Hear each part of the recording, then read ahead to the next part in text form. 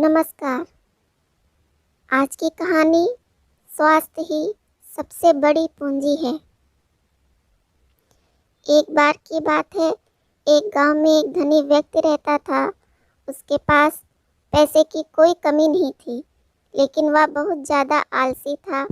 अपने सारे काम नौकरों से ही कराता और सारे दिन खुद सोता रहता या अय्याशी करता था। वह धीरे धीरे बिल्कुल निकम्मा हो गया। उसे ऐसा लगता जैसे मैं सबका स्वामी हूँ, क्योंकि मेरे पास बहुत धन है, मैं तो कुछ भी खरीद सकता हूँ। यही सोचकर वह दिन रात सोता रहता था। लेकिन कहा जाता है कि बुरी सोच का बुरा नतीजा होता है। बस यही उस व्यक्ति के साथ हुआ। कुछ सालों उसे ऐसा महसूस हुआ जैसे उसका शरीर पहले से शिथिल होता जा रहा। उसे हाथ पैर हिलाने में तकलीफ होने लगी। यह देखकर वह व्यक्ति बहुत परेशान हुआ। उसके पास बहुत पैसा था। उसने शहर से बड़े बड़े डॉक्टर को बुलाया और खूब पैसा खर्च किया, लेकिन उसका शरीर ठीक नहीं हो पाया। वह बहुत दुखी रहने लगा।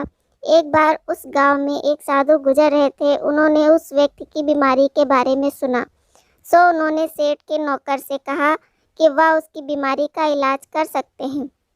यह सुनकर नौकर सेठ के पास गया और साधु के बारे में सब कुछ बताया।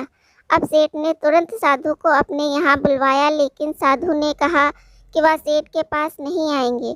अगर सेठ को ठीक होना है तो वह स्वयं यहाँ चल कर आए। सेठ बहुत परेशान हो गया, क्योंकि वो असहाय था और वह चल फिर नहीं सकता था।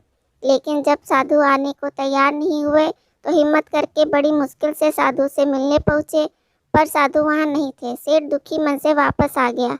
अब तो रोजाना यही नियम हो गया। साधु रोज उसे बुलाते, लेकिन वह सेठ आता तो कोई मिलता ही नहीं। ऐसा करते करते 3 महीने गुजर गए। अब सेठ को लगने लगा जैसे वह ठीक होता जा रहा। उसके हाथ पैर धीरे धीरे काम करने लगे। अब सेठ की समझ में सारी बात आ गई कि साधु रोज उसे क्यों नहीं मिलते। लगातार 3 महीने चलने से उसका शरीर काफी ठीक हो गया था। तब साधु ने सेठ को बताया कि बेटा, जीवन में कितना भी धन कमा लो, लेकिन स्वस्थ शरीर से बड़ा कोई धन नहीं होता। तो मित्रों, यही बात हमारे दैनिक जीवन पर भी लागू होती है। पैसा कितना भी कमा लो, लेकिन स्वस्थ शरीर से बढ़कर कोई पूंजी नहीं है। धन्यवाद।